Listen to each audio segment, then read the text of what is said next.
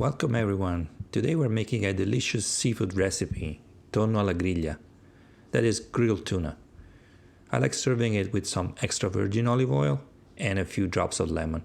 But in this video we'll show you how to perfectly green the tuna, then you can add the seasoning you prefer.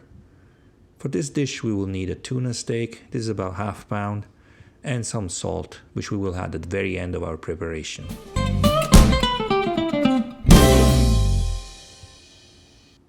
First, place your grill on the stove and turn the heat on. Then we start preparing our tuna. We want to cut it in cubes and ensure that the cubes are pretty much the same size. This tuna steak is a little thin, but we'll make it work. Once we are done cutting our steak, we need to dry our tuna cubes with a paper towel as much as possible. The dry cubes will cook better and produce less smoke, so cooking them will be less messy. Our tuna cubes are ready to go on the grill, but is our grill ready? Here's a trick to check if your grill is hot enough to start cooking. We place our hand about 3 to 5 inches above the grill and try to keep it there for about 5 seconds. If it is too hot to keep our hand there for 5 seconds, then the grill is ready. Okay, now the grill is hot enough to create the Maillard reaction, which will seal the meat juices within our cubes. So we can start placing our tuna cubes on the grill. Make sure to never pierce the meat. If you see your grill is producing too much smoke, it is okay to reduce the heat at this point.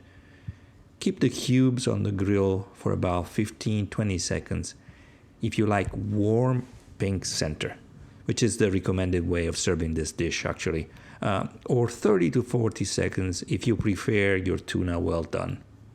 You'll see the bottom edge will start turning white. This is a signal for us that we can start turning our cubes on another edge. Keep cooking each of the edges and continue turning your cubes to sides which are not cooked yet. Once we seal all the sides, we can remove our cubes and place them in a deep dish. Pay particular attention not to pierce the meat. It is key to keep the juices inside your tuna cubes to keep them juicy, moist, and flavorful. Now it is possible to add some salt. Never add salt to your meat before cooking it, as salt will get your tuna dry. Cover the dish with aluminum foil and let it stay there for 3 to 5 minutes.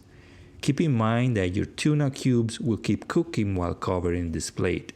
So the more they stay there, the more your meat will cook. After 3 to 5 minutes, your tuna is ready to be served, and it looks fantastic. Perfectly cooked, healthy, juicy, and flavorful. I recommend serving it with lettuce, some extra virgin olive oil, and a few drops of lemon. Try it and let me know in the comments what you think. Okay, if you enjoyed this video, please drop a like and why not subscribe. See you next time.